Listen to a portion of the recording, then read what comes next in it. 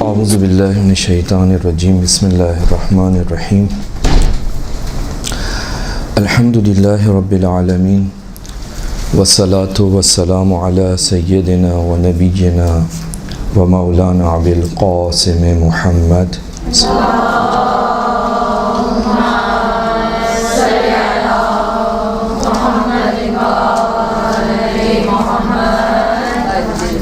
وعلى أهل بيته الطيبين الطاهرين المعصومين المظلومين لا سيما بقية الله العظم أرواحنا له الفداء ولعنة الدائمة على أعدائهم أجمعين من يومنا إلى قيام يوم الدين أما بعد فقد قال إمام الرضا عليه السلام رحم الله عبدا احیا امرنا فقلت له فكيف يحيي امركم قال علیہ السلام يتعلم علومنا ويعلمها الناس فإن الناس لو علموا محاسن كلامنا لاتبعونا۔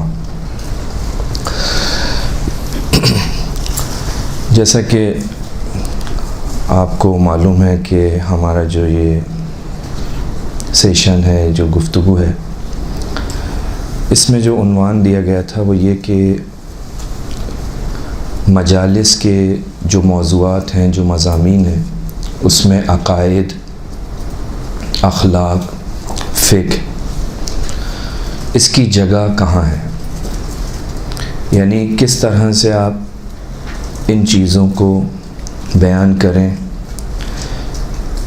تو سب سے پہلے تو یہ سوال ہوتا ہے کہ آیا مجالس کے اندر ان چیزوں کو بیان کیا جائے یا نہ، کیونکہ عام طور پہ جو مجلس ہمارے ہاں جو رائج ہے، جو طریقہ اور صحیح طریقہ ہے کہ اس کے اندر فضائل اہل بیت علیہم السلام بیان ہوتے ہیں، مصائب امام حسین، مصائب اہل بیت، یہ بیان ہوتے ہیں۔ تو فضائل کے علاوہ یہ دوسری چیزیں، یہ دوسرے معارف جنہیں ہم عقائد کہہ سکتے ہیں، جنہیں ہم اخلاق کہہ سکتے ہیں، جنہیں ہم احکام، فقہ، ان کو بیان کرنا چاہیے یا نہیں کرنا چاہیے۔ تو پہلے تو یہ خود سوال ہے کہ آیا کریں یا نہ کریں، کیونکہ اگر بعض اوقات ایسا ہوتا ہے، دیکھنے میں آتا ہے کہ جو لوگ مجالس کے اندر صرف احکام بیان کرتے ہیں یا صرف اخلاق بیان کرتے ہیں یا صرف جو ہے وہ دوسری چیزوں کے بارے میں گفتگو کر رہے ہوتے ہیں، تو ان کی مجلس جو ہے وہ ایک خاص طبقہ تو سنتا ہے، خاص گروہ تو سنتا ہے، لیکن بڑی تعداد میں لوگ کہتے ہیں کہ بھائی مجلس ہے، امام حسین کی باتیں کی جائیں، اہل بیت کی باتیں کی جائیں، اہل بیت کے فضائل بیان کیے جائیں، ان کے علاوہ دوسری چیزوں کا وقت نہیں ہے۔ کسی حد تک جو ہے وہ ان کی بات صحیح ہے۔ مثلا اگر پہلا عشرہ ہو تو پہلے عشرے کے اندر یہ تقریباً یہ بات جو ہے وہ قابل قبول ہے کہ پہلے عشرے میں صرف اور صرف فوکس جو ہے وہ امام حسین پہ ہونا چاہیے، کیونکہ جو سننے والا ہے آپ کا، جو فرش اعضا پر جو بیٹھا ہوا ہے، وہ یہی سننا چاہتا ہے، یعنی اکثریت اس کے اندر یہی سننا چاہتی ہیں۔ لہٰذا آپ دیکھیں پہلے عشرے کے اندر خطیب کوئی بھی ہو، اس کو غرض نہیں ہے، وہ کہتا ہے کہ بس مجھے مجلس کرنی ہے، مجھے عزاداری سید الشہداء کرنی ہے، لہٰذا کوئی بھی آئے، ہمیں کوئی اس سے نہیں، ہم تو رونے جا رہے ہیں، ہم تو عزاداری کرنے جا رہے ہیں۔ لہٰذا پہلے عشرے کے اندر جو ہے، جو عزادار ہے، جو مجلس کے جو شرکاء ہیں، ان کی بھی توقع یہی ہے کہ اس کے اندر جو ہے زیادہ سے زیادہ اہل بیت کی عظمت بیان کی جائے، امام حسین پہ گفتگو ہو، فضائل اہل بیت ہوں، مصائب اہل بیت ہوں، اور خاص کر کے مصائب، یعنی پہلے عشرے کے اندر مصائب خاص اہمیت رکھتے ہیں، وہ مصائب جو کتابوں کے اندر آئے، جو علماء نے نقل کیے ہیں، کیونکہ جو اہل بیت علیہ السلام کا جو طریقہ تھا وہ یہی تھا کہ وہ مصائب کے لیے ذاکر کو یا شاعر کو بلاتے تھے اور وہ مصائب پڑھتا تھا، جسے آپ ہم کہتے ہیں مرثیہ۔ تو کوشش یہ کرنی چاہیے پہلے عشرے کے اندر جو ہے وہ زیادہ تر انسان کی توجہ یا ذاکر کی توجہ اسی چیز کے اوپر ہو۔ تو یہاں تک تو بات صحیح ہے کہ جی پہلا عشرہ ہے، پہلا ایام عزا کی ابتدا ہے، پہلے 10 دن ہیں، جس میں امام رضا علیہ السلام کا جو طریقہ ہے وہ بھی آپ نے دیکھا ہے کہ امام رضا علیہ السلام جو ہے وہ آپ کی جو سیرت تھی وہ یہی تھی کہ جیسے ہی محرم کا چاند نظر آتا تھا تو صرف امام رضا نہیں، دوسرے ائمہ معصومین کے چہرے کے اوپر جو ہے وہ غم کے آثار ظاہر ہوتے تھے، گریا کرتے تھے۔ ابن شبیب کی روایت 8ویں امام سے آپ نے سنی ہوگی کہ امام کہتے ہیں کہ اگر رونا ہے تو امام حسین پہ رو، تو رونے کے دن ہے، عزا کے دن ہے، لہٰذا وہاں تک تو یہ بات تقریباً صحیح ہے کہ جی مجالس کے اندر جو ہے وہ آپ کوشش کریں کہ معصومین کے اوپر ہی گفتگو، یعنی امام حسین پہ گفتگو ہو، ادھر ادھر جانے کی ضرورت نہیں ہے۔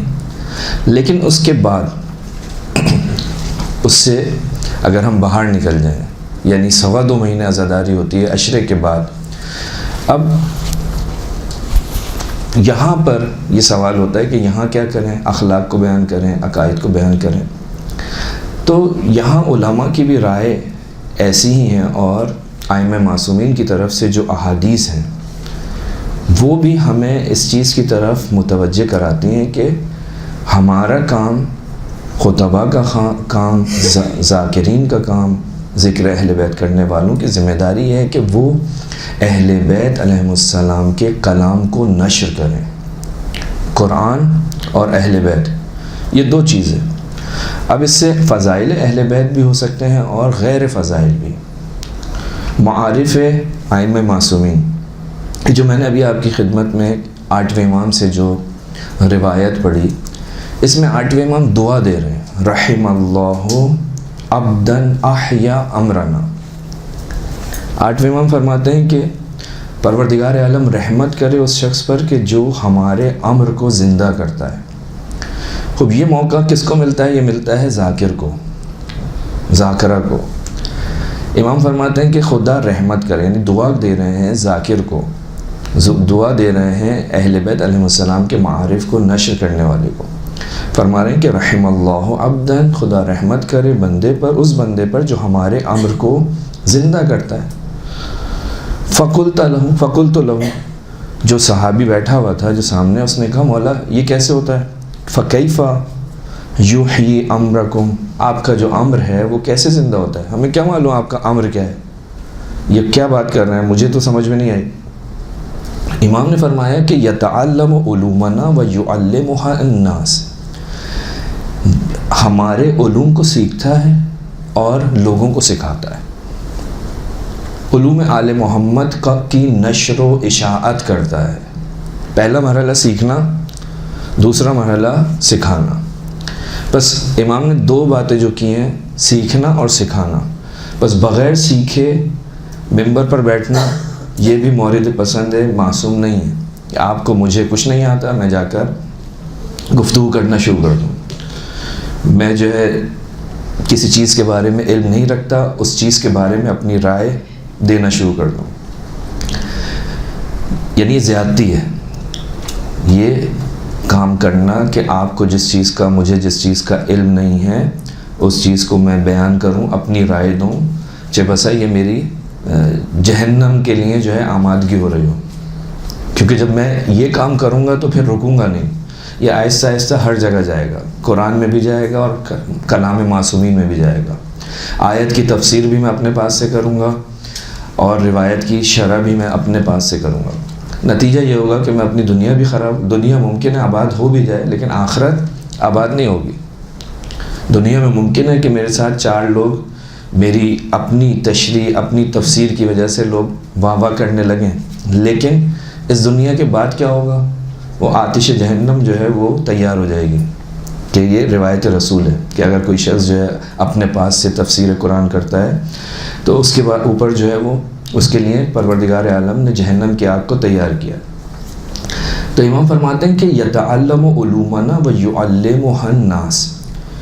کیا کام ہے جو ذاکرین کرتے ہیں، جو ذاکرائیں کرتی ہیں، ہمارے علوم کو سیکھیں اور پھر اس کے بعد ہمارے علوم کو دوسروں کو سکھائیں. فَإِنَّ النَّاسِ، ہمارے علوم، اب یہ کہہ رہے ہیں کہ ہمارے علوم، تو اس پہ ہماری توجہ رہنی چاہیے کہ ہم جب بات کریں تو کوشش یہی کریں کہ ہم اہل بیت کے علوم کے ذریعے بات کریں. یہ جو اپنے پاس سے اور یہ کہہ کر کہ یہ ہمارے سینے میں سینہ بسینہ چل رہا ہے، یہ صرف اور صرف خطابت کی بات ہے. اہل بیت کا جو بھی علم ہے، اہل بیت کے جو معارف ہیں، وہ آپ لیں اور ان کو سکھائیں. کیوں؟ اس لیے کہ اہل بیت علیہ السلام کی طرف سے آنے والے ملنے والے علوم کے اندر ایک خصوصیت پائی جاتی ہے. کیا ہے اس کا اثر؟ خود امام نے فرمایا کہ اس کا اثر ہے جس طرح سے قرآن نورانی کلام ہے، اسی طرح سے اہل بیت علیہ السلام کا جو کلام ہے وہ نورانی کلام ہے. میری زبان سے نکلے ہوئے الفاظ ان میں اتنی تاثیر نہیں ہے، لیکن جو معصوم کی زبان سے نکلے ہوئے کلمات ہیں وہ لوگوں کے دلوں کے اندر جذب ہوتے ہیں، لوگوں کے دلوں پر اثر انداز ہوتے ہیں. لہٰذا امام فرماتے ہیں کہ ان کو سکھاؤ. فَإِنَّ النَّاسَ لَوْ عَلِمُوا مَحَاسِنَ كَلَامِنَا لَاتَّبَعُونَا. لوگوں کو جا کر ہی بتاؤ. کیوں؟ اس لیے کہ اہل بیت کے کلام کی جو ابتدا ہے وہ وحی سے ہوتی ہے، وحی کی طرح سے وہاں سے آ رہا ہے. فطرت انسان کے مطابق گفتگو ہے. جب انسان کو اس کی فطرت کے مطابق چیز ملتی ہے تو وہ اسے قبول کرتا ہے. اس کے سامنے وہ زیادہ اگر تھوڑی بہت بھی قلب سلیم رکھتا ہوگا، پاک صاف قلب رکھتا ہوگا تو سنے گا. لَاتَّبَعُونَا، امام فرماتے ہیں وہ اتباع کرے گا. جب وہ اتباع کرے گا تو اس کی زندگی میں تبدیل ہوگی اہل بیت علیہ السلام کے کلام سے. تو کلام، ہماری جو مجالس ہیں، ہماری جو گفتگو ہے، اس کے اندر کوشش یہی کرنی چاہیے کہ قرآن اور احادیث کی کمی نہیں ہے. ہر موضوع کے اوپر حدیث موجود ہے. ہر موضوع کے اوپر آپ کو ائمہ معصومین کی سے نقل ہونے والے واقعات مل جائیں گے. تو ان کا سہارا لیں بجائے اس کے کہ ہم جھوٹی باتوں کا سہارا لیں، بجائے اس کے کہ ہم اس کی بات کا سہارا لیں. یہ نورانی کلمات ہیں، ان کا سہارا لینا چاہیے. اچھا، یہ جو حدیث ہے امام رضا کی کہ من احیا امرنا، یہ صرف اور صرف امام رضا سے نہیں ہے، دوسرے معصومین سے بھی اس چیز کے اوپر جو ہے وہ ہمیں روایات ملتی ہیں. یعنی امام باقر علیہ السلام سے بھی روایت ہے، امام صادق علیہ السلام سے بھی ہمارے پاس روایت ہے. چھٹے امام صادق علیہ السلام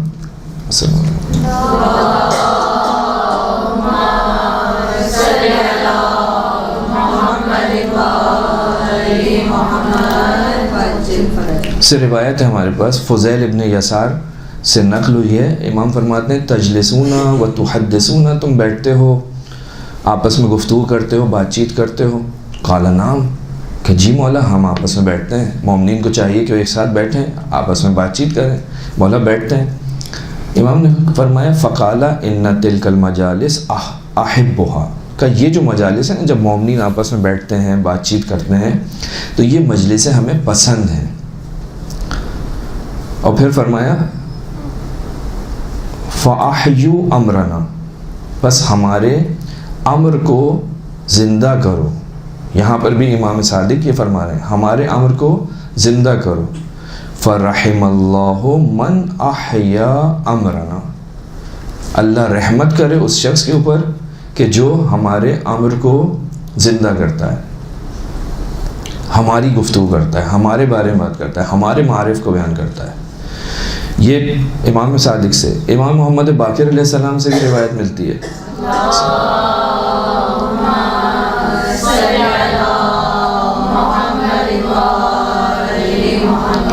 فرماتے ہیں رحم اللہ عبدا اجتمع مع آخر فتذاکر امرنا، کہ جب خدا رحمت کرے اس شخص کے اوپر کہ جو دوسروں کے ساتھ بیٹھتا ہے اور ہمارے امر کے بارے میں وہ گفتگو کرتا ہے.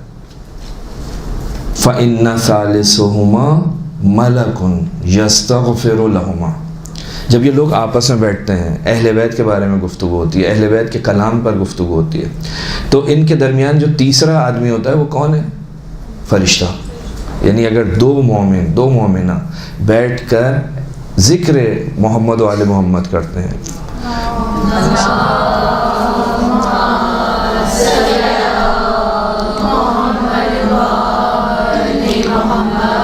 اہل بیت کے معارف بیان کرتے ہیں، تو ان کے درمیان جو تیسرا ہے، معصوم فرماتے ہیں وہ کون ہے؟ وہ فرشتہ ہے. وہ فرشتہ کیا کرتا ہے؟ وہ فرشتہ وہاں بیٹھتا ہے جہاں پر یہ گفتگو کر رہے ہیں امر اہل بیت کے اوپر. یستغفر لہما، وہ ان کے لیے، ان دونوں کے لیے کیا کرتا ہے؟ استغفار کرتا ہے. استغفار کرتا ہے ان دونوں کے لیے. یہ دونوں کیا کر رہے ہیں؟ امر اہل بیت کو زندہ کر رہے ہیں، اہل بیت کے بارے میں گفتگو ہو رہی ہے، ان کے روایات کو بیان کر رہا ہے. تیسرا ان کے درمیان جو ہے وہ فرشتہ ہوتا ہے جو ان کے لیے استغفار کرتا ہے. جب جو لوگ اچھا، اگر یہ تو وہ ہیں جو کہ امر اہل بیت زندہ کر رہے ہوتے ہیں، ان کے بارے میں گفتگو کر رہے ہیں. ان کے مقابلے میں دو آدمی ہیں کہ جو بیٹھے ہوئے ہیں لیکن امر اہل بیت کا کوئی وہاں پر سلسلہ ہی نہیں ہے، ادھر ادھر کی اونٹ پٹانگ باتیں ہو رہی ہیں. تو امام فرماتے ہیں کہ اگر ایسا ہو کہ دو لوگ جو ہماری یاد میں نہیں ہیں، ہمارے بارے میں نہیں بولتے، وہ جمع ہو جائیں، تو وہاں پر ایسا نہیں ہے، قطعاً ایسا نہیں ہے کہ آ کر کوئی فرشتہ ہے اور ان کے لیے جو ہے وہ دعا کرنا شروع کر دے. بس نہ صرف یہ کہ استغفار کرتے ہیں، بلکہ پروردگار عالم ان دو لوگوں کی وجہ سے ملائکہ کے سامنے مباہلہ کرتا ہے، فخر و مباہات کرتا ہے. دیکھو یہ لوگ کیسے جمع ہوئے ہیں، کس طرح سے ہماری یاد میں ہیں، خدا کی یاد میں، اہل بیت کی یاد میں. یہ شخص کون ہے؟ جو ہمارے امر کو زندہ کر رہا ہے. 8ویں امام نے ایک دوسری جگہ کہا یہ استغفار اس کے لیے ہو رہا ہے. دوسری بات امام فرماتے ہیں من جلس مجلسا یحیی فیہ امرنا، کا جو اس مجلس میں بیٹھے جہاں پر ہماری اہل بیت کی بات ہو رہی ہو، لم یمت قلبہ یوم تموت القلوب، کا اس کا قلب جو ہے، اس کا دل جو ہے وہ زندہ رہے گا اس دن کے جس دن سب کے دل مر جائیں گے. قیامت میں اس کا دل زندہ ہوگا. اس نے کیا کیا تھا؟ اس نے ہمارے امر کو زندہ کیا تھا. تو یہ جو پروردگار عالم کی حجتیں ہیں، یعنی 5ویں امام، 6ٹھے امام، 7ویں امام، 8ویں امام، ان کی یہ روایتیں. اسی طرح سے امیر المومنین سے بھی ایک روایت ہے کہ امیر المومنین نے فرمایا کہ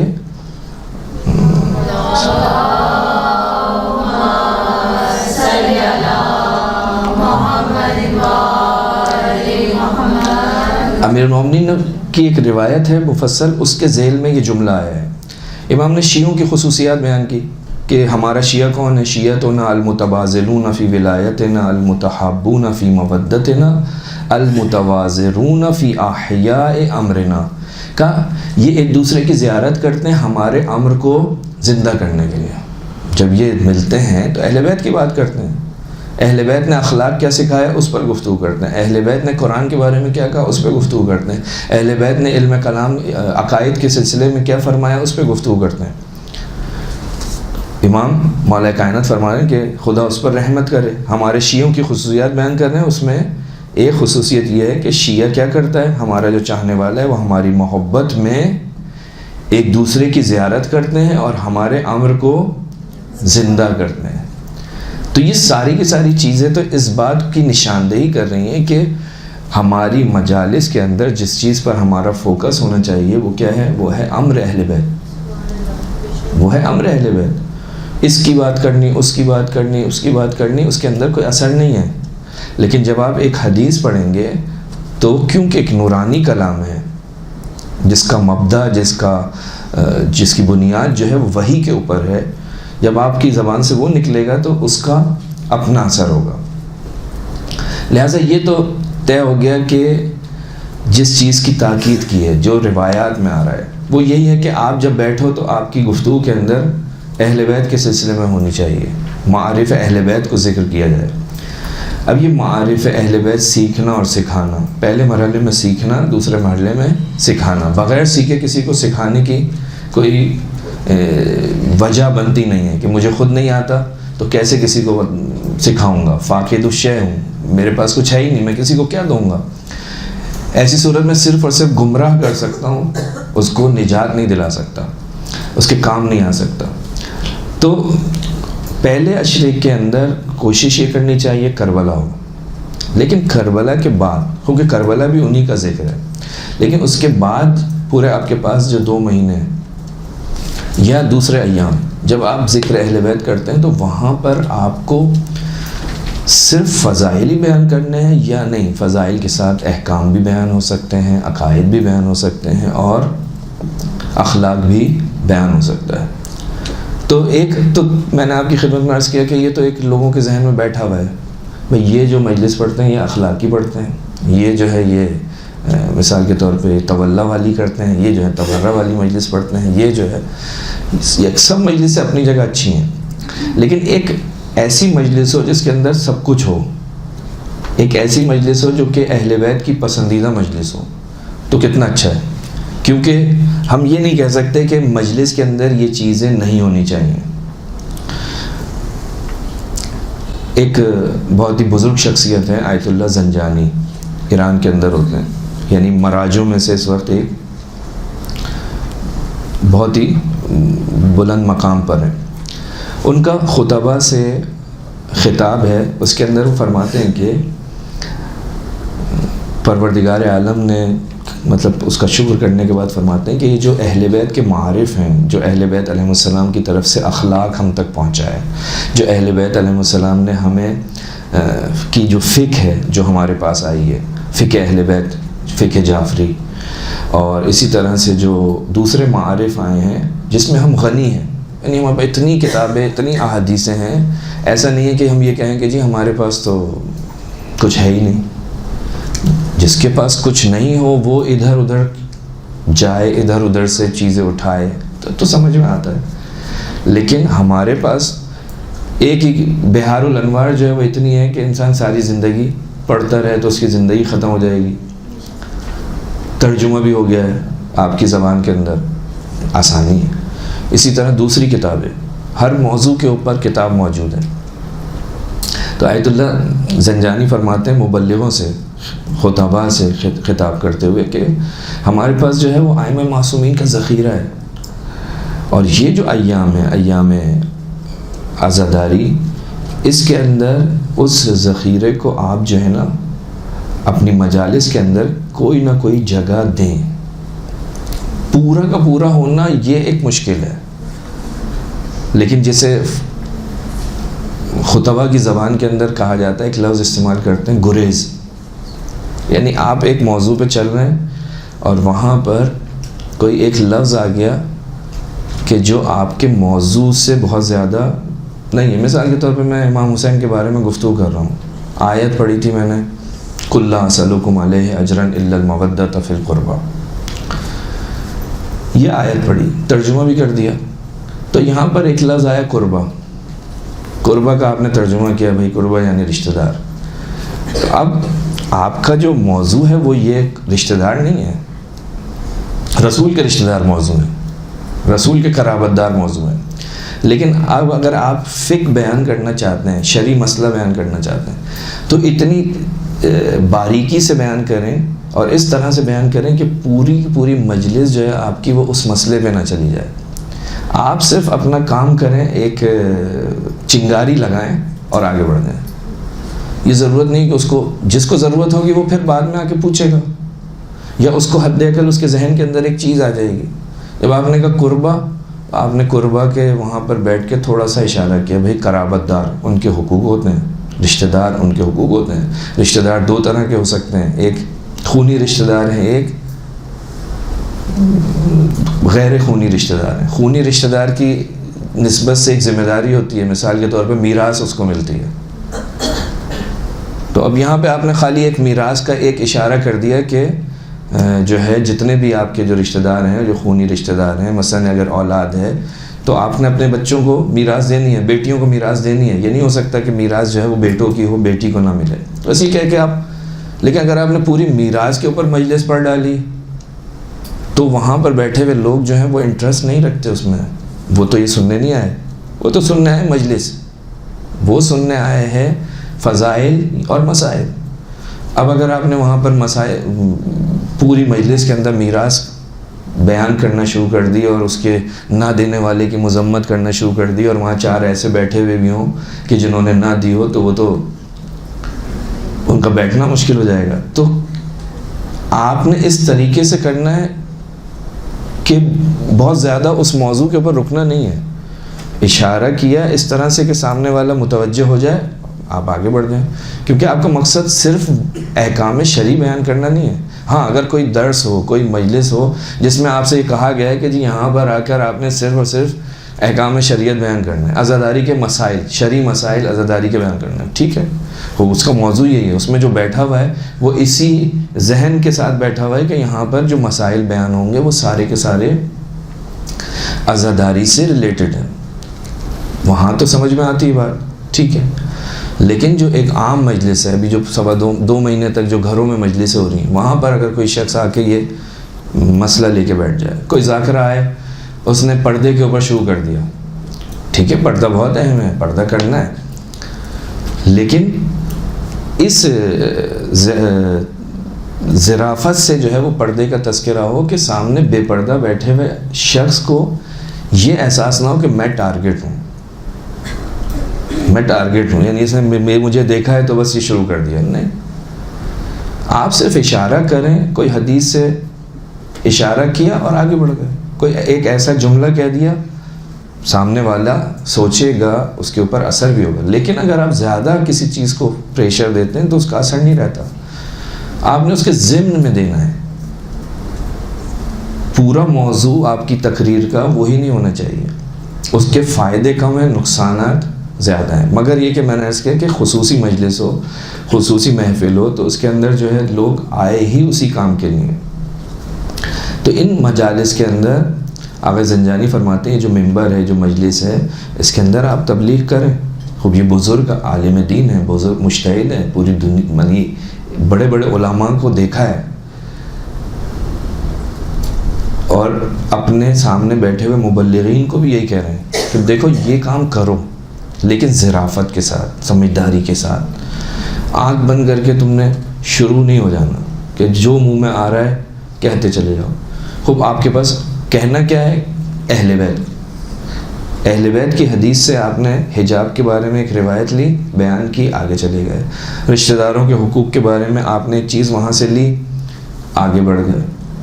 یعنی آپ کا جو موضوع ہے وہ نہ بنے، اس کا اثر جو ہے وہ ختم ہو جاتا ہے. تو آپ ایک نارمل موضوع پہ چل رہے ہیں، بیچ میں آپ نے گریز لگا دیا. اخلاق کا مسئلہ، اخلاق جو ہے وہ خراب ہو رہا ہے، مثال کے طور پہ اخلاقی مسائل بہت بڑھ گئے ہیں. تو اب آپ اس میں سے آپ نے 50 منٹ میں، 45 منٹ میں 5 منٹ 7 منٹ، اس سے زیادہ نہیں. اس سے زیادہ آپ جائیں گے تو ایک بڑی تعداد ایسی ہوگی جو آپ کو سنے گی نہیں. آپ نے 5 منٹ 7 منٹ بولا، سامنے والے نے سن لیا، آپ نے اپنی ذمہ داری ادا کر دی، اس کے اوپر اثر بھی ہوگا. تو کوشش کرنی چاہیے کہ اس طریقے سے، یعنی ڈائریکٹ آپ نہ کسی اپنے سامنے والے کو جو ہے مخاطب کو ٹارگٹ کریں، اور اتنی پیار سے، اتنے اچھے انداز سے آپ کی گفتگو ہو کہ سامنے والا یہ احساس بھی نہ کرے کہ میں اس کے نشانے پر ہوں، اس کی بندوق کی گولی میری ہی لگ رہی ہے. نہیں، ہم سب جو ہے بالآخر غلطیاں کرتے ہیں، اشتباہات کرتے ہیں، سب میں کمی ہوتی ہے، لیکن جب اچھے انداز میں ہم سے بولا جاتا ہے تو اثر بھی کرتا ہے. اخلاق رسول، اخلاق ائمہ معصومین یہ ہے.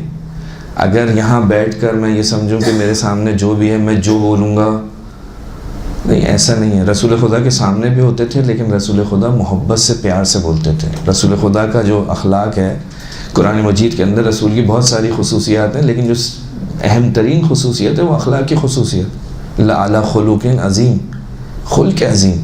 خوب خلق عظیم. رسول خدا مگر کسی کو ڈانٹتے تھے، رسول خدا نے کسی کے اوپر مثلا کوئی جملے بازی کی نہیں. خوب جو یہاں پہ بیٹھتا ہے ممبر رسول پر، اس کو بھی اسی اخلاق کا، ایک طرف سے تو ہم کہتے ہیں جی ہم تو ممبر رسول پہ بیٹھے ہیں، وہ ممبر رسول پہ بیٹھے ہیں تو کچھ رسول والی عادتیں بھی ہونی چاہیے. اور رسول اس طرح جھڑکتے تھے، رسول اس ممبر پہ بیٹھتے تھے تو کس طرح گفتگو کرتے تھے؟ ہماری طرح سے اوٹ پٹانگ جو منہ میں آیا کہہ دیا یا نہیں؟ رسول کا انداز کیسے ہوتا تھا؟ تو جب ہمارا انداز اچھا ہوگا، ہماری گفتگو کا انداز اچھا ہوگا تو ہماری بات میں اثر بھی ہوگا. تو جہاں تک یہ بات ہوئی کہ جی کہنا بھی چاہیے، اخلاق بھی بیان ہو، عقائد بھی بیان ہو، کیونکہ اس کے علاوہ ہمارے پاس ٹائم نہیں ہے. جتنی زیادہ تعداد میں مومنین مجالس کے اندر شرکت کرتے ہیں، اس کے علاوہ پھر اتنا وقت نہیں ہوتا لوگوں کے پاس کہ وہ آئیں. یہ 2.25 مہینے بہت بہترین وقت ہوتا ہے شرکت کے لیے اور اپنی بات کو پہنچانے میں. تو کوشش کریں آپ لوگ کہ جب اپنی مجلس کو تیار کریں تو دیکھیں جو بھی آیت ہے، جو بھی روایت ہے، اگر ہم پڑھ رہے ہیں تو ہم کوشش کریں کہ دیکھیں کہ اس کے اندر کوئی ایسی چیز ہے کہ جس سے کوئی اخلاقی نقطہ یا کوئی عقائد کا کوئی جملہ، کوئی ایسی چیز ہمیں مل رہی ہے یا نہیں مل رہی. کیونکہ یہ جو کام ہے نا آپ کا، یہ بہت ہی عظیم کام ہے. یہ حقیقت میں اہل بیت علیہ السلام کی نوکری ہے. یہ جو منبر پہ بیٹھنا ہے، مجلس پڑھنا ہے، مرثیہ پڑھنا ہے، حتیٰ فرش عزا کو بچھانا ہے، یہ بہت ہی عظیم کام ہے. یعنی اس کی قدر، اس کی قیمت ہم نہیں سمجھتے. یہ خدا نے ہمیں توفیق دی کہ ہم جو ہے اس رجسٹر میں ہمارا نام آ جائے امام کے نوکروں میں، خدمت گزاروں میں، کیونکہ بہت ہی عظیم کام ہے. نوکر یا خادم جو ائمہ معصومین کے تھے وہ خود اتنے عظیم تھے، ہم تو سوچ بھی نہیں سکتے کہ ہم ان کی برابری کر سکیں. جناب فضہ کون ہے؟ خادمہ ہے. لیکن عظمت کیا ہے؟ ام ایمن کیا ہے؟ کچھ نہیں، خادمہ ہے. لیکن مقام کیا ہے؟ خدمت کرنے کا. خدمت کا اثر کیا ہے کہ پروردگار سے ایک جگہ آ کر کہتی ہے پروردگار تو جانتا ہے کہ میں فاطمہ کی کنیز ہوں، پیاس کے مارے جان جا رہی ہے، آسمان سے ڈھول آ جاتا پانی کا. امام سجاد کا خادم ہے، غلام ہے. کیا ہے اثر؟ کیا ہے؟ مدینہ میں بارش نہیں ہو رہی، کہتے ہیں کہ وہ ایک سیاہ پوش شخص جا کر سجدے میں سر رکھتا ہے اور خدا سے گفتگو کرتا ہے اور کہتا ہے پروردگار جب تک بارش نہیں آئے گی سر نہیں اٹھاؤں گا. آسمان سے بارش. لوگ دیکھتے ہیں یہ کیا ہے، کون ہے؟ اس کے راوی کہتا ہے میں پیچھے گیا دیکھا تو سید سجاد کے گھر میں. معلوم کیا؟ کہا یہ ان کا غلام ہے. یہ غلام اس مقام پر ہے تو وہ خود معصوم، اس کا درجہ کیا ہے؟ وہ تو میری سوچ سے باہر ہے.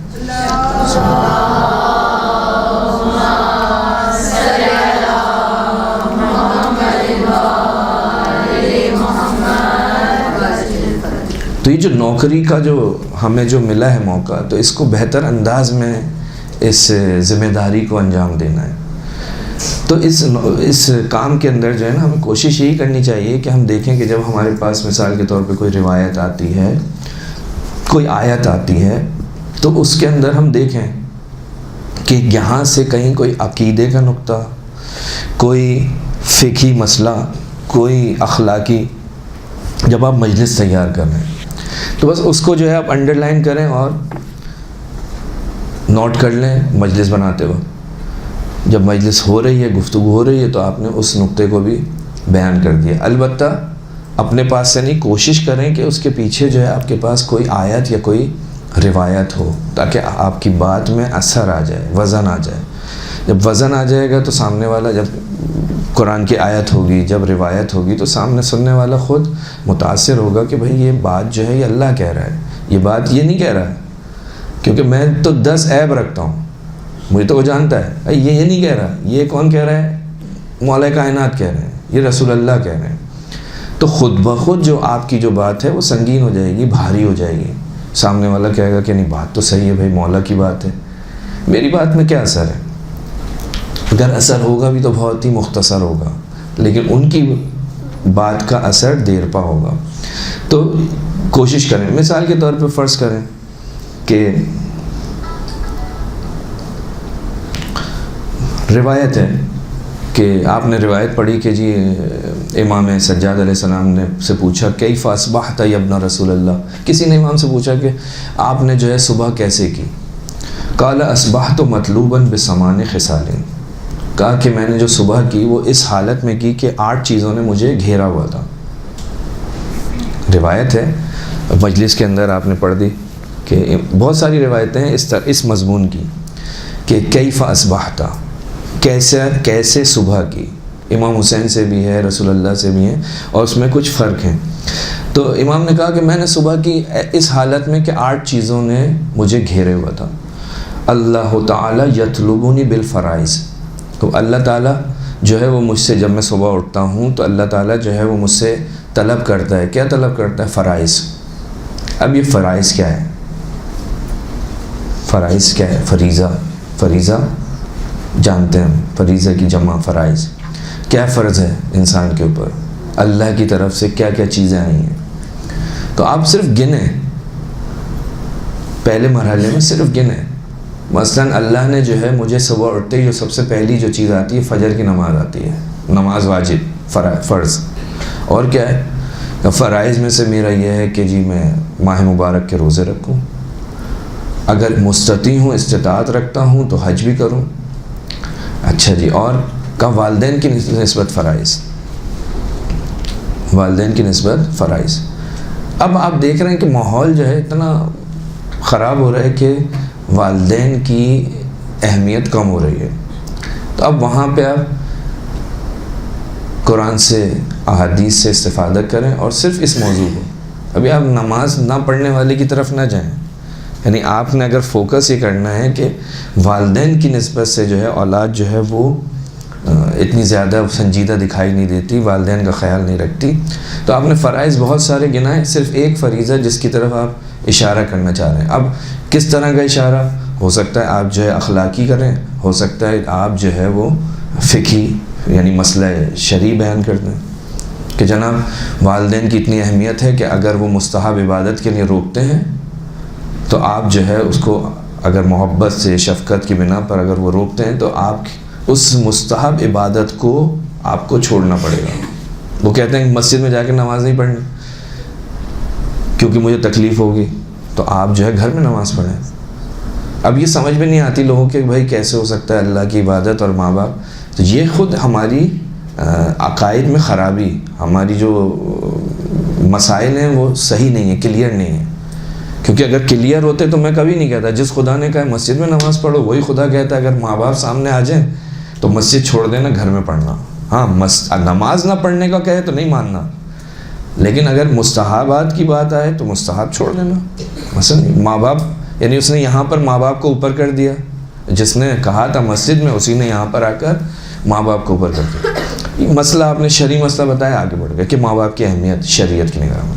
یا اگر اخلاقی لحاظ سے آپ سمجھانا چاہتے ہیں، کوئی بھی ایک واقعہ جو رسول کے زمانے میں، معصومین کے زمانے میں ہے، آپ نے بیان کر دیا کہ ماں باپ کی گستاخی کی تھی، ماں باپ کے ساتھ احسان کرنا ضروری ہے. قرآن کہتا ہے وَبِالْوَالِدَيْنِ احسانا، ان کے ساتھ نیکی کرو، ان کے سامنے اف مت کہو، ان سے آگے مت چلو، ان کا احترام کرنا ہے. اگر یہ راضی نہیں ہے تو خدا بھی راضی نہیں ہوتا. اچھا کیسے؟ کہا رسول خدا جو ہے وہ ایک عورت ہے، ایک جوان ہے، اس کا دم نہیں نکلتا.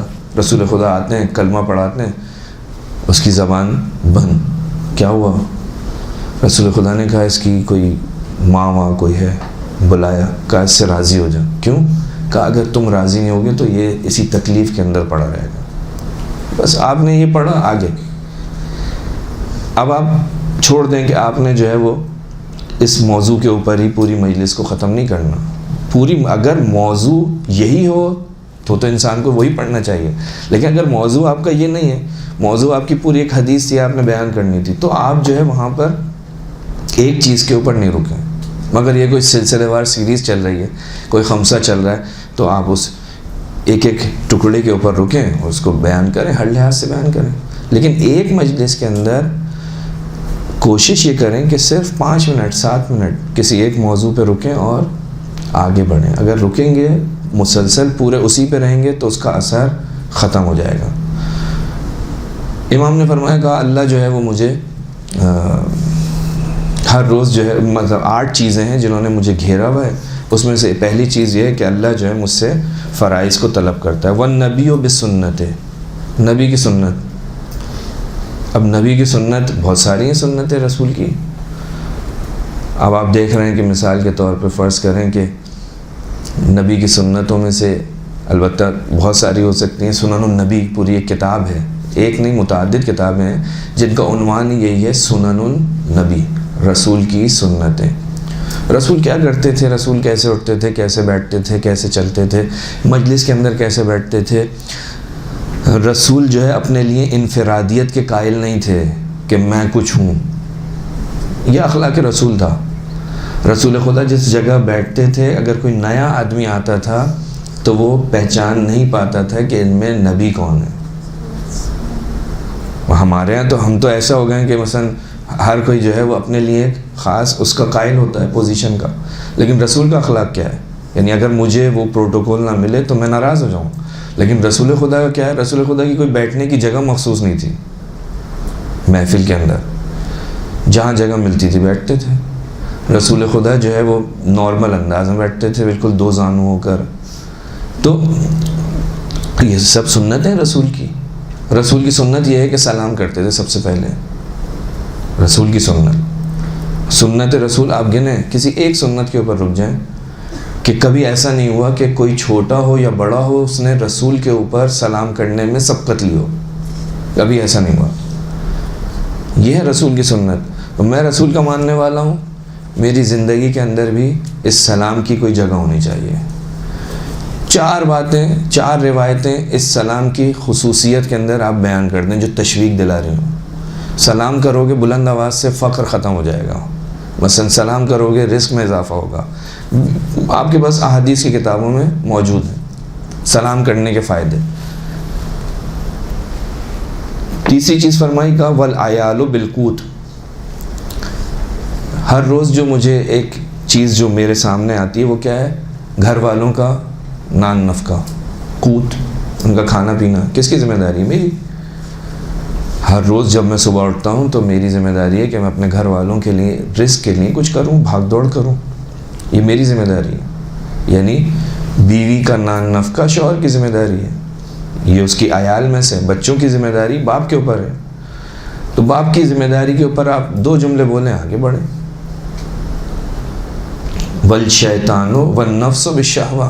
نفس جو ہے وہ مجھے برے کاموں کی طرف جو ہے وہ پکارتا ہے، طلب کرتا ہے. اب شیطان پہ بھی گفتگو ہو سکتی ہے، نفس پہ بھی ہو سکتی ہے، شہوت پہ بھی ہو سکتی ہے. لیکن آپ اپنا ایک پہلے سے ایک ٹارگٹ بنائیں کہ میں نے کس چیز کے اوپر بولنا ہے، اس کو بولیں اور آگے. والشیطان بالمعصیہ. ہر روز جب انسان صبح اٹھتا ہے تو ایک جو اس کا سامنا ہوتا ہے وہ شیطان سے ہوتا ہے، ابلیس سے ہوتا ہے. یعنی جب سے ہماری آنکھیں کھلتی ہیں اس وقت سے لے کر جب تک یہ بند نہیں ہو جاتی شیطان مسلسل حملے کرتا ہے. امام فرما رہے ہیں کہ شیطان کا مجھے گھیرے ہوئے. اب مجھے شیطان کی چنگل سے نکلنا ہے، شیطان سے بچنا ہے. وہ کہاں لے کر جاتا ہے؟ وہ لے کے جاتا ہے گناہ کی طرف. اور آپ نے گناہ سے دوری کرنی ہے. آپ نے اپنے نفس کی نہیں سننی، اپنی فطرت کی سننی ہے. فطرت آپ کو لے کر جاتی ہے خدا کی طرف اور نفس لے کر جا رہا ہوتا ہے معصیت کی طرف، گناہ کی طرف. چھٹی چیز جو امام نے فرمائی کا والحافظان بصدق العمل.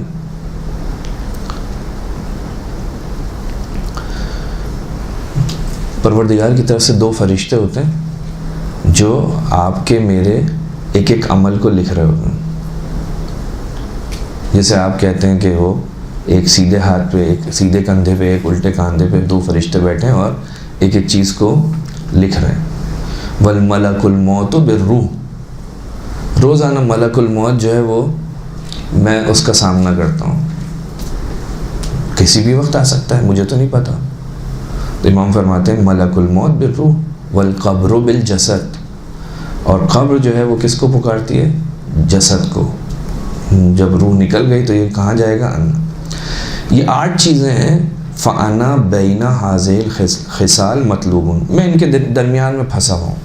یعنی جب ہم صبح اٹھتے ہیں پروردگار کی نسبت سے ہماری ذمہ داریاں، رسول کی سنت کی نسبت سے ہماری ذمہ داریاں، ہمارے گھر والوں کی نسبت سے ہماری ذمہ داریاں، نفس کی نسبت سے، شیطان کی نسبت سے، حافظان کی نسبت سے، ملک الموت کی نسبت سے، قبر کی نسبت سے، یہ ساری کی ساری چیزیں ہیں جو آپ کو، مجھے، ہم سب کو گھیرے ہوئے ہیں، اور کیا ہے، ہمیں ان کا حق ادا کرنا ہے، یعنی جہاں بچنا ہے وہاں بچانا ہے اپنے آپ کو، جہاں پر ان کو عمل انجام دینا ہے، ان کی ذمہ داریاں پوری کرنی ہے وہاں ذمہ داری پوری کرنی ہے۔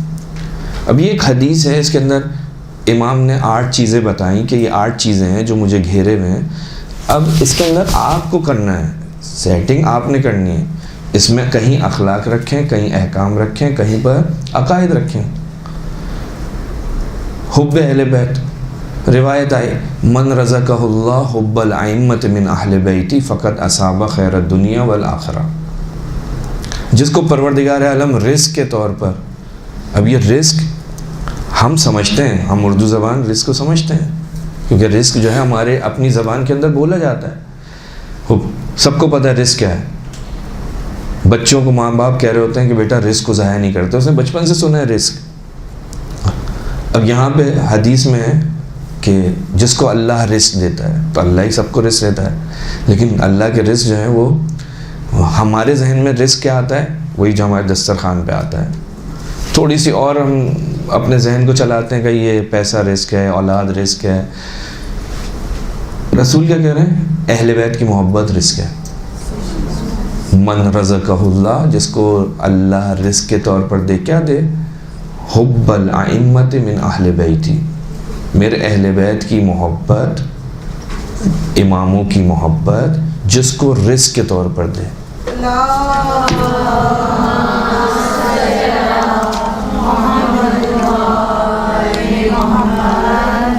اب یہ رزق ہے، رزق ہم سمجھتے ہیں، لیکن رزق 2 طرح کا ہو سکتا ہے۔ اب آپ نے، یہ آپ کا کام ہے، رزق حلال، رزق حرام۔ یہاں تو مانوی رزق کی بات ہو رہی ہے، لیکن آپ کو ایک کلمہ مل گیا رزق کا، اور رزق جو ہے وہ کبھی انسان حلال طریقے سے کماتا ہے، کبھی حرام طریقے سے کماتا ہے۔ آپ نے ایک تذکر دینا ہے، بس تذکر دیں اور اپنے گفتگو کو آگے بڑھائیں۔ حرام یعنی رزق کے بارے میں روایات جو بھی ہیں، آپ ایک روایت 2 روایت کہ فی حلالہا حساب فی حرامہا عقاب، کہ رزق ایسا بھی ہو آپ نے حساب کتاب دینا ہے، اگر حلال ہوگا تو آپ نے اس کا حساب دینا ہے، کیسے کمایا، کہاں خرچ کیا، حرام ہوگا تو پھر عقاب کا سامنا کرنا پڑے گا۔ آپ نے ایک حدیث پڑھی رزق کے اوپر، یا حلال رزق کے اوپر، یا حلال کے ساتھ مثال کے طور پہ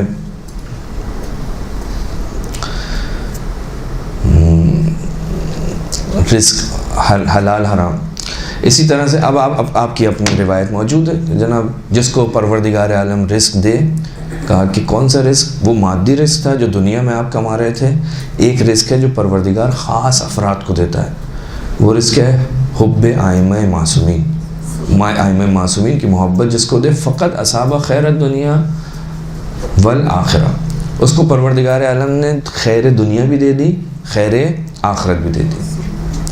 اور مطلب یہ واقعاً ایک عجیب رزق ہے کہ اس کے بعد اگر کوئی انسان یہ سمجھے کہ میرے پاس دنیا کی خیر نہیں ہے، تو اس نے سمجھا ہی نہیں کہ ہے کیا رزق، حقیقت کیا ہے۔ یہ جو نعمت ہے، یعنی خود رسول خدا فرما رہے ہیں کہ فَلَا يَشُكَّنَّ أَحَدٌ أَنَّهُ فِي الْجَنَّةِ، جس کے پاس محبت اہل بیت ہے وہ شک نہ کرے، کوئی فَلَا يَشُكَّنَّ أَحَدٌ، کوئی شک نہ کرے کہ وہ جنت میں ہے، یعنی جنت میں جائے گا وہ، جس کے پاس محبت اہل بیت وہ جنتی ہے، جس کے پاس حسین ابن علی کی محبت ہے وہ جنتی ہے۔ اب یہاں پہ اب آپ کا کام ہے کہ اس محبت کو، یہاں تک تو ہو گئی، سامنے سننے والے نے بھی سن لیا، لیکن یہ کیونکہ محبت پروردگار عالم نے دی ہے تو اس محبت کی حفاظت کرنی ہے۔ یہاں پہ اب آپ کا کام ہے کہ آپ یہاں پر ایک نقطہ لگائیں اور آگے بڑھیں۔ یہ آپ کا، میرا کام نہیں ہے کہ میں کہوں کہ اس کے پاس محبت ہے، اس کے پاس محبت نہیں ہے، اس کے پاس اتنی محبت ہے، اس کے پاس اتنی محبت ہے، یہ میرا کام نہیں ہے۔ میرا کام یہ ہے کہ معارف اہل بیت کو بیان کر دوں، اچھے انداز میں سمجھا دوں۔ محبت پروردگار نے دیے، رزق کے طور پر دیے، رزق جیسے آتا ہے ویسے چلا بھی جاتا ہے. بس محبت اگر مجھے دی ہے تو میری ذمہ داری ہے کہ میں اس محبت کی حفاظت کروں.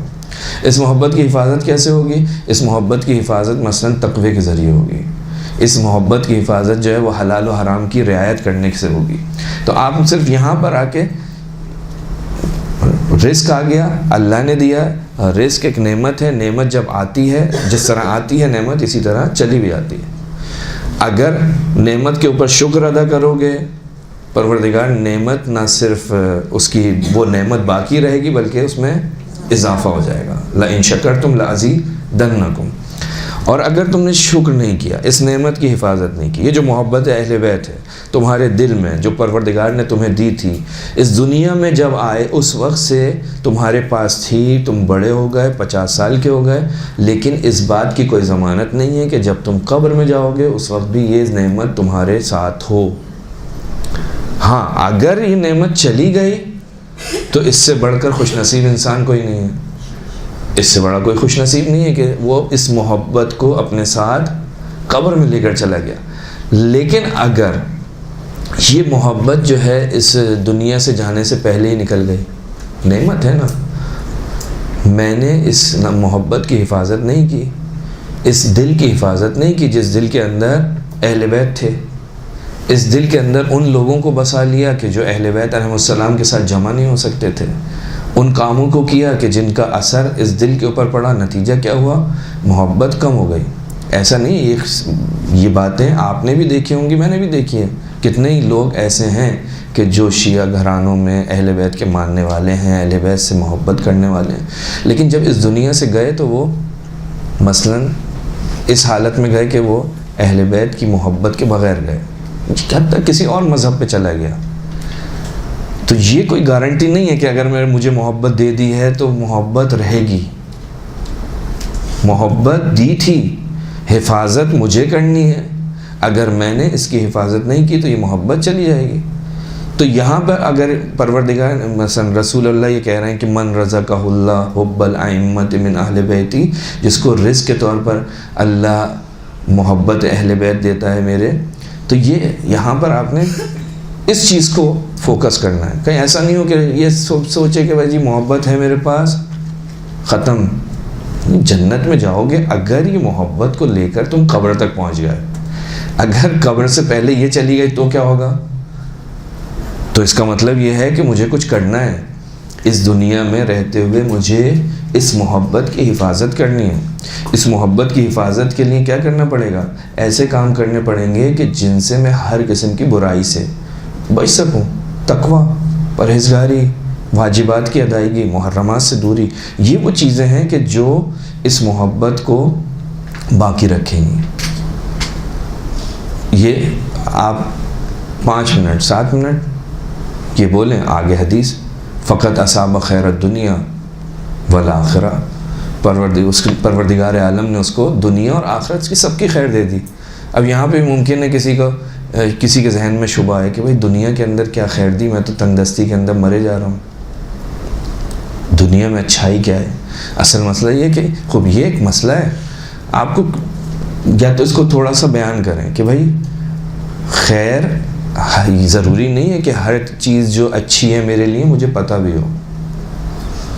قرآن مجید کہتا ہے نا کہ چہ بسا تم جو ہے بعض چیزوں سے کراہت کرتے ہو جبکہ وہ تمہارے لیے پسندیدہ ہے، اچھی ہے.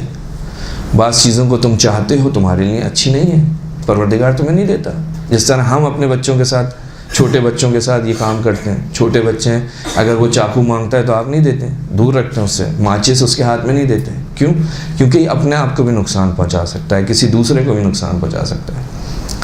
تو اب خیر دنیا کا مطلب یہ نہیں ہے کہ جی میں دنیا کے اندر ہر دنیاوی نعمت میرے پاس ہو، نہیں. اہل بیت کی محبت کا ہونا یہی خیر ہے. یہ جو محبت اہل بیت ہے یہ خیر ہے. یہ جو آپ کے دل کے اندر دشمنان اہل بیت کی نسبت سے محبت نہیں پائی جاتی، ہمدردی نہیں پائی جاتی، یہ خیر ہے. اس سے بڑی کوئی خیر نہیں ہے. اور یہ خیر آخرت کی خیر کا جو ہے وہ مقدمہ بنتی ہے. اس دنیا کے اندر یہ آپ کے پاس آ گئے، آخرت کے اندر آپ جو ہے وہ کامیاب ہیں. تو جو دنیا میں کامیاب ہوگا وہ آخرت میں بھی، کامیاب ہے ہی ہے، یعنی اس اعتبار سے، حقیقی اعتبار سے. ورنہ ممکن ہے کوئی کہ کامیاب تو وہ ہے جس کے پاس گاڑی ہے، جس کے پاس گھر ہے، جس کے پاس اولاد ہے. نہیں، یہ کامیابی نہیں ہے. کامیابی حقیقت میں آخرت میں کامیاب ہونا ہے. تو معنوی اعتبار سے اگر دیکھا جائے تو جو رسول فرما رہے ہیں دنیا کی خیر، دنیا کی خیر ہے. اہل بیت کی محبت سے بہتر خیر کوئی ہو ہی نہیں سکتی. یہ وہ خیر ہے کہ جو آخرت کے اندر انسان کی زندگی کو بدل دے گی. یہ ہے امام حسین کی محبت جو پروردگار عالم نے دی ہے. دیکھیں خاص، یعنی روایت ہے کہ من اراد اللہ بہ الخیر، پروردگار عالم جس کو خیر دینا چاہتا ہے نا، اس کے دل کے اندر محبت حسین کو ڈال دیتا ہے. صلوات اللہ.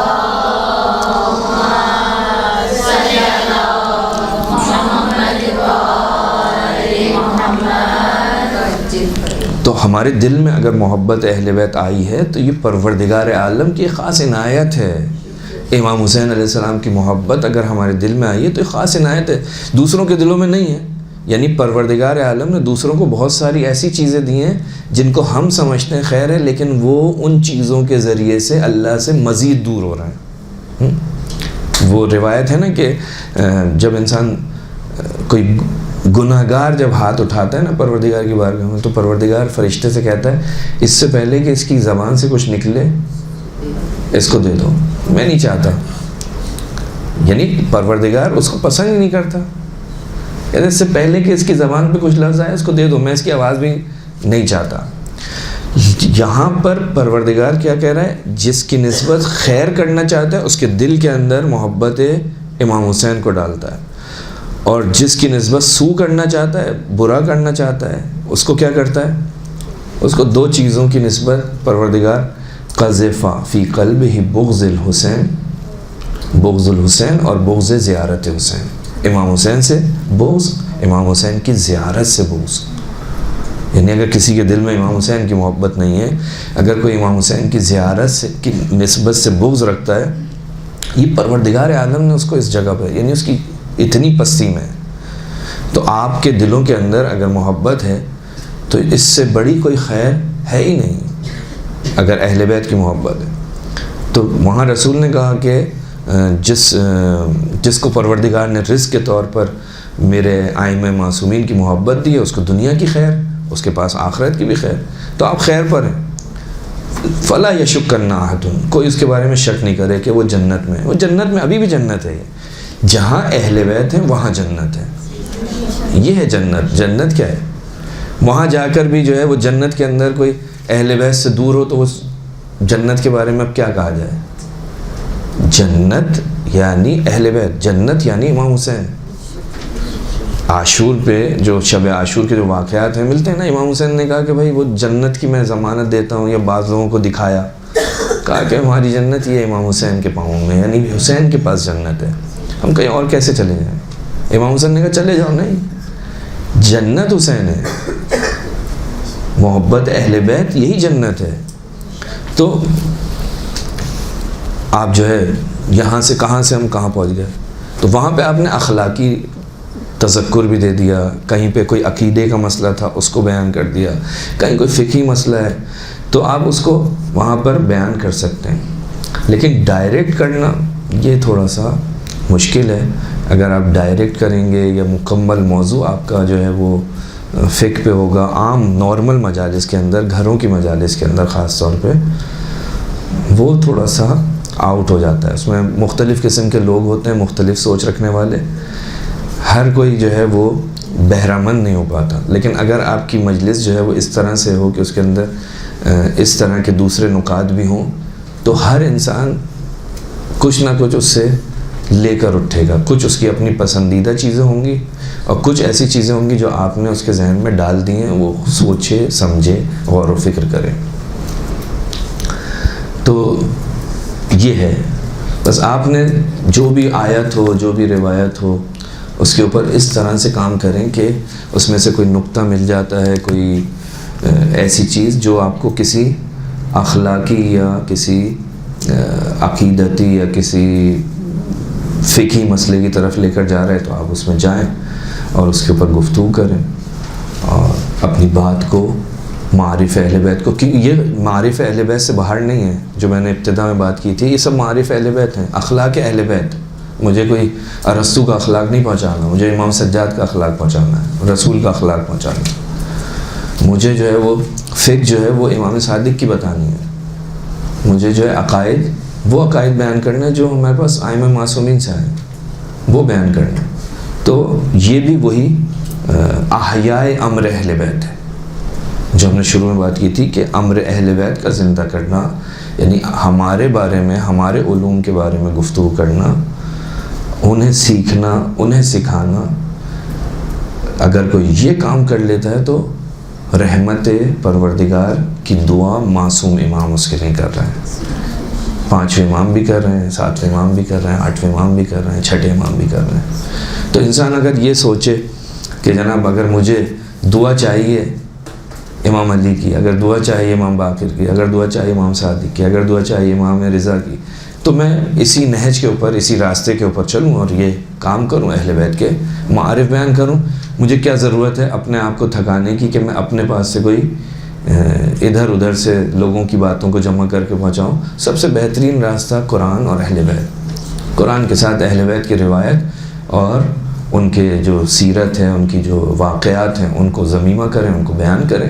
اس سے بہتر مجلس کوئی ہو نہیں سکتی. اور یہ وہ مجلس ہے جو ائمہ معصومین کی پسندیدہ مجلس ہے. اگر کوئی کہے کہ پسندیدہ مجلس، تو یہ پسندیدہ مجلس ہے جس میں ابتدا سے انتہا تک قرآن ہو یا اہل بیت ہو. باقی ادھر ادھر کی مجلس کوئی بھی ہو تو وہ مجلس تو ہو سکتی ہے، لیکن اس کو یہ نہیں کہہ سکتے کہ اہل بیت کی پسندیدہ مجلس ہے یا نہیں ہے. تو یہ ایک بہرحال ہے، تھوڑی سی آپ کی خدمت میں عرض کیا. کوشش کریں انشاءاللہ پروردگار جو ہے وہ آپ کو اس طریقے سے کام کرنے کی ہم سب کو توفیق عطا فرمائے. اگر کوئی سوال ہے تو میں آپ کی خدمت میں. صاحب جیسا کہ آپ نے کہا کہ امام حسین کی محبت ڈال دیتا ہے دل میں، تو ہمیں بہت زیادہ لوگوں کو جیسے امید بھی نہیں دلانی چاہیے کہ لوگ بس اسی بات پہ خوش ہو جائیں. ہمیں یہ کہنا چاہیے کہ عمل بھی کرنا چاہیے. یہی تو میں نے آپ کو کہا کہ آپ نے محبت روایت پڑھ دی. اب آپ نے یہاں پر ایک، چونکہ آپ کو معلوم ہے کہ بعض جگہوں پہ لوگ جو ہیں سوء استفادہ کرتے ہیں. آپ نے کہا کہ نہیں، ہاں محبت بڑی چیز ہے. جس کے پاس محبت ہے پروردگار نے اس کو سب کچھ دے دیا، جنت میں جائے گا. لیکن یہ محبت قبر تک تو جائے، قبر تک تو جائے. جنت میں جانے سے پہلے قبر میں جانا ہے. اگر قبر میں گیا اور محبت نہیں ہوئی تو قبر میں جانا چاہیے. بس قبر میں جانے کے لیے ضروری ہے کہ اس کی حفاظت کی جائے. حفاظت کیسے ہوگی؟ یہ عمل کرے گا، یہ عمل کرے گا. تو آپ نے اس کو ادھر سے اس کو متوجہ کیا کہ دیکھو یہ سب سے اہم چیز ہے، لیکن یہ تمہاری ذمہ داری ہے. نعمت تھی نا پروردگار کی، تو اب یہ تمہاری ذمہ داری ہے کہ اس کی حفاظت کرو تاکہ یہ تمہارے ساتھ رہے اور تمہاری قبر میں جائے.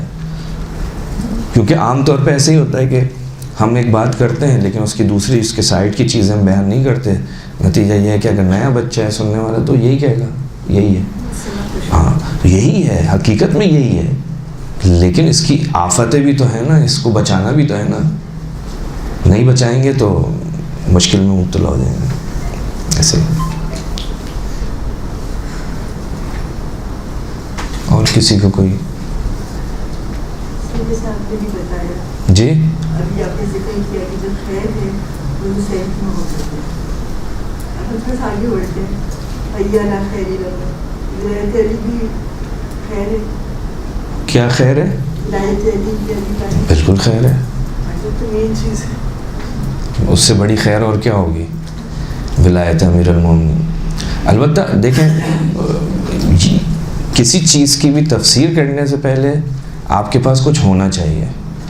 یعنی جب میں کسی کو کسی چیز کے ساتھ جوڑ رہا ہوں اور پھر ایک نتیجہ لے رہا ہوں، خطیب خطابت میں کرتا ہے.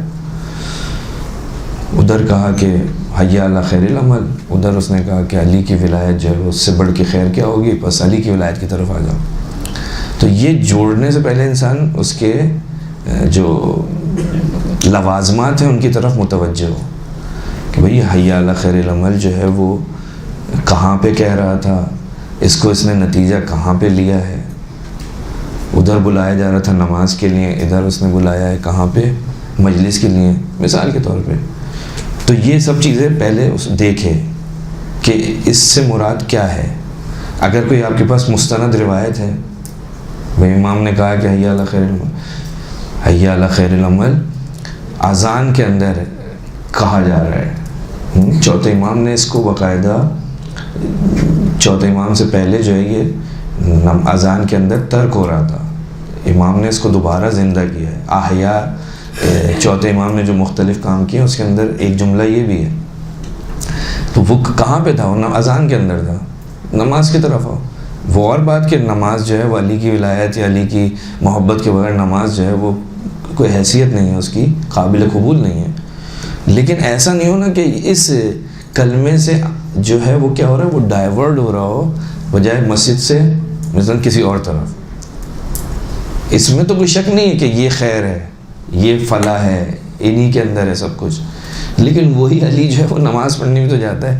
تو جب اس طرح کی کوئی بات ہو تو اس کے لوازمات، اس کے جو سائیڈ ایفیکٹ ہیں یا جو بھی کسی کے ذہن میں کوئی شبہ آ سکتا ہے، تو اس کی طرف خطیب کو پہلے متوجہ ہونا چاہیے، غور کرنا چاہیے کہ میں یہ بولوں گا تو سامنے والا اس سے کیا سمجھنے والا ہے. اگر اس نے ادھر ادھر کا سمجھا تو اس کو پہلے ہی مرحلے میں وہ کلیئر کر دے کہ بھائی یہ ہے، تاکہ ایسا نہ ہو وہ یہاں سے میری مجلس سے ایک اپنے ذہن کے اندر ایک شبہ لے کر چلا جائے اور پھر وہ اس کے اوپر ساری زندگی جو ہے وہ عمل کرتا رہے اور ایک مثلا غلط راستے پر نکل جائے. اس میں ہم لوگ کہتے ہیں کہ شہادت نامہ بولتے کہ شہادت نامہ ہے. جی جی سوائے خیر کے کچھ نہیں، وہ کیا ہے؟ ہمیں سوائے خیر کے اس میں کچھ نہیں ہے. جی جی جی پلیز یہ والا خیر کون سا؟ اس میں نہیں، تو پروردگار کا حکم ہے، تعبد ہے، معصومین نے کہا ہے. ہم نماز جنازہ پڑھتے ہیں، وہاں پہ بھی یہی کہتے ہیں. ہاں وہاں پہ بھی یہی کہتے ہیں حسن زن اللہم انی لا نعلم منہ الا خیرا. محبت حسین کیا جی محبت حسین کیا کیا محمد حسین دیکھیے، اگر کوئی روایت ہے تو بے شک بہت اچھا ہے. خیر جو ہے وہ اس کے اندر میں نے دیکھی تھی. تو اگر آپ کے پاس روایت ہے، میں نے یہی کہا کہ اگر آپ کے پاس کوئی دلیل ہے تو آپ اس کو بیان کریں، لیکن دلیل جو ہے وہ ایسی ہو کہ جس پر اعتماد کیا جا سکے. کسی نے کہہ دیا یا کسی نے اپنے پاس سے اپنے سینے سے نکال کے کتاب لکھ دی اور میں نے وہ پڑھ لی، نہیں. کوئی مستند عالم نے کوئی کتاب لکھی ہے، اس کے نیچے اس نے ریفرنس دیا ہے، ریفرنس جو ہے مثلا کوئی ایک معتبر کتاب کا ہے، آپ اس ریفرنس کے ساتھ کہ جی فلاں صاحب نے فلاں کتاب میں لکھا ہے اور یا فلاں کتاب کے اندر یہ حدیث موجود ہے جو میں پڑھ رہا ہوں یا پڑھ رہی ہوں، تو اس کی بات آپ کے اوپر کچھ نہیں ہے. لیکن اگر میں بغیر کسی ریفرنس کے کوئی بات چھوڑ دوں اس کے اندر محفل میں مجلس میں کچھ کہہ دوں تو اس کا نتیجہ ممکن ہے غلط نکلا ہے، خراب نکلا ہے، تو اس کی ذمہ داری بھی پھر میری ہے. لیکن اگر میں نے ایک روایت کے ساتھ، استدلال کے ساتھ، دلیل کے ساتھ میں نے جو ہے کوئی روایت نقل کی ہے تو وہ کتاب تھی، کتاب موجود تھی، میں نے فلاں جگہ سے پڑھی تھی، اس کے ساتھ ہی مقدمہ. ٹھیک ہے. سر کوئی اچھی بکس بتا دیں مجلس کے لیے بک کی جتنی بھی کتابیں ہیں ساری مجلس کے لیے، جتنی بھی اسلامک بکس ہیں، نہج البلاغہ، صحیفہ سجادیہ، قرآن، ان کی تفسیریں.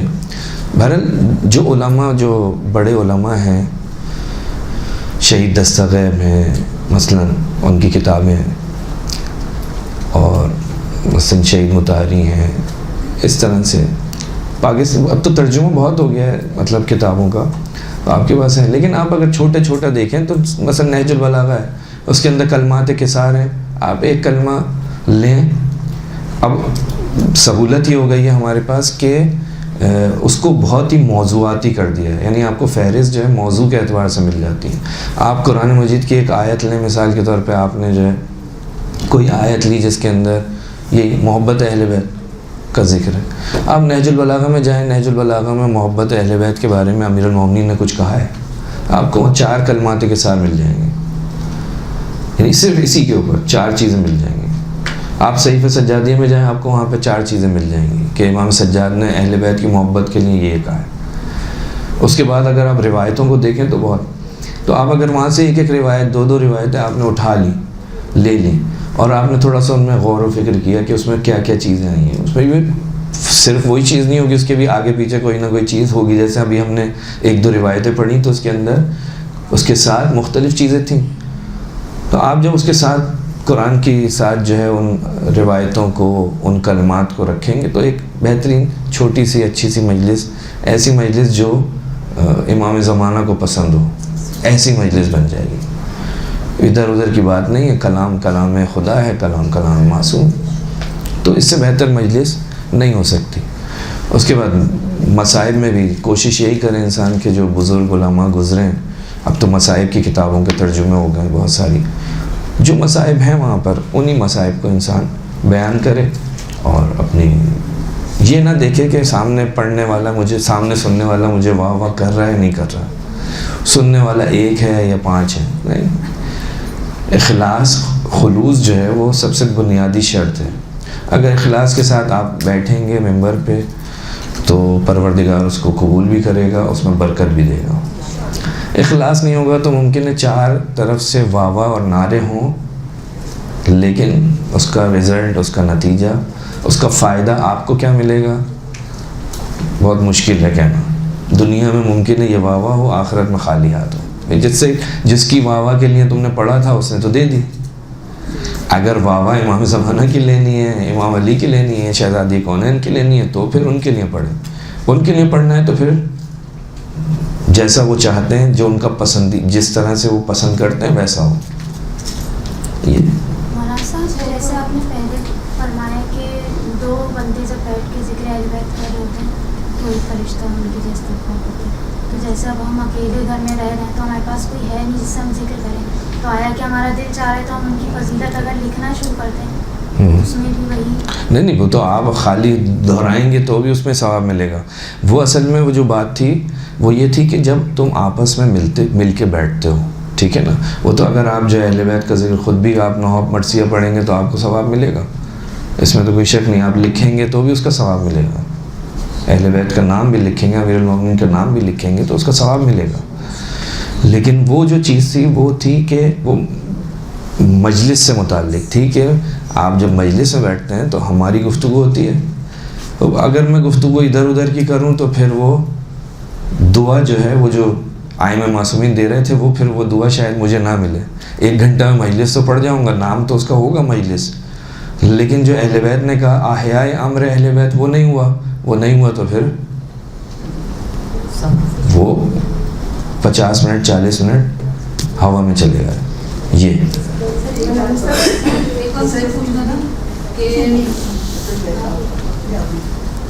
میں یہ پوچھنا چاہ رہی تھی نے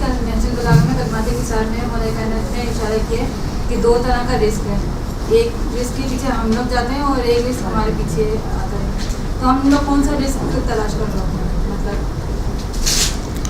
کون سا ہم رزق تلاش کر رہے ہیں, مادی یا پھر نہیں, دونوں کرنے, ایسا نہیں ہے.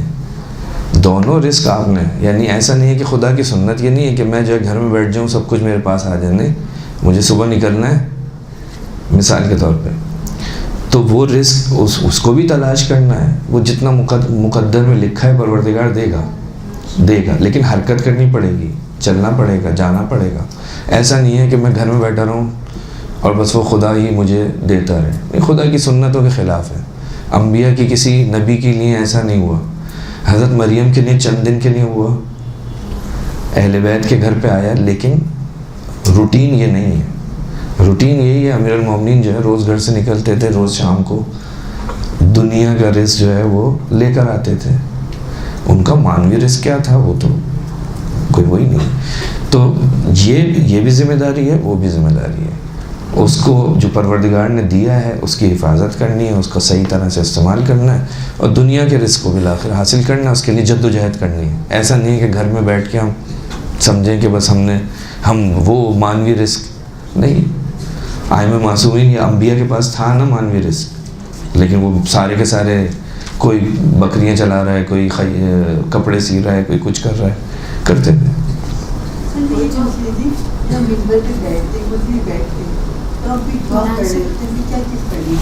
جی, دعا کرتے ہیں, ہم نازل بھی پڑھ لیتے ہیں, कोई ऐसी क्या दुआ होनी चाहिए? क्या दुआ होनी चाहिए? आप क्या पढ़ते हो हम लोग खुद पे ये खुद पे बैठ के कह रही है नंबर पे बैठने से पहले जो कुर्सी हो हाथ लगा के कोई दुआ पढ़ते हैं,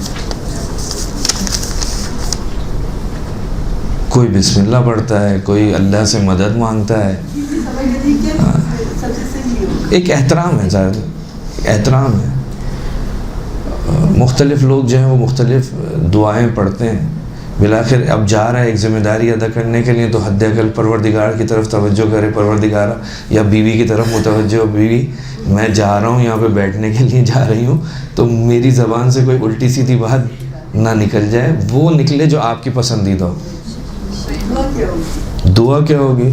हाँ जैसे नादिया लिया था जी, नादिया नहीं पढ़ के बैठ जाती बैठ जाए, कोई ऐप नहीं, कोई भी दुआ करके बैठ जाए। दुआ के बगैर भी बैठेंगे तो भी बैठ जाएंगे, कोई मसला नहीं होगा। ये कि हम अज़ादारी करते हैं अपने, फिर जो हमारे वाजिबात है वो हम अदा कर रहे हैं, अपनी ये कोशिश है कि कोई ऐसी बात ना हो जिससे रब नाराज़ हो, इसके बावजूद भी बाज़ ऐसा होता है दिल घबराते हैं, अजीब सी कैफियत होती है, तो वो क्यों? एक डर और खौफ सा नहीं, कहने के बाद या कहने से पहले? नहीं, मतलब जो हम अदायगी कर रहे हैं सुबह से शाम तक, तो मतलब खुदा की भी वाजिबात है वो भी अदा करने की कोशिश कर रहे हैं, अपनी आज़ादारी भी कर रहे हैं, फिर भी एक अंदर से पता नहीं। ये तो अच्छी बात है, इंसान और एहतियात करेगा। मकसद ये कि कोई वो नहीं है, परवरदिगार आलम से दुआ करनी चाहिए सुकून के लिए, इत्मीनान के लिए, लेकिन जब इंसान के दिल में खौफ होता है तो इंसान और ज़्यादा एहतियात करता है, देखता है कि वो है। बहरहाल ये जो जैसे मिंबर पे बैठ के जो है वो अक्सर उलमा जो है वो आयत पढ़ते हैं हज़रत मूसा, हज़रत हारून वाली, रब्बि इश्रह ली सदरी व यस्सिर ली अमरी वाहलुल उक़दतम मिन लिसानी व यफ़क़हू क़ौली। ये क्या है? बस ये दुआ है इसी तरह से मिंबर पे बैठने के बाद कि ये लुकनत ख़त्म हो जाए और सुकून से वो हो। तो ये इत्मीनान बहरहाल एक बहुत बड़ी नेमत है, लेकिन वो आपको जो हो रहा होता है उसकी क्या कैफियत है उसके ऊपर तो मतलब बैठ के बात करना पड़ेगी, देखना पड़ेगा कि किस वजह से होता है या कैसी कैफियत होती है। लेकिन ये कि कोई इसमें उसके बाद तो एक खौफ सा कि अल्लाह को कबूल कर ले, बस ये तो उम्मीद है ना, बस ये तो अच्छी चीज़ है कि भाई परवरदिगार मैंने अपनी ज़िम्मेदारी कर ली, तू कबूल कर लेना। और उसको जब इंसान में थोड़ा सा खौफ होता है तो इंसान उसको और अच्छा करने की कोशिश करता है। तो ये तो इंशाअल्लाह तरक्की के लिए या अच्छाई की तरफ जो है पॉजिटिव मतलब एक कदम है। क्या है इसमें?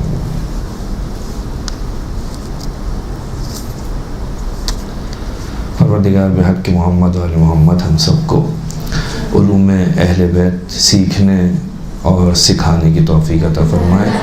व आखिर दावाना अनिल हम्दुलिल्लाहि रब्बिल आलमीन।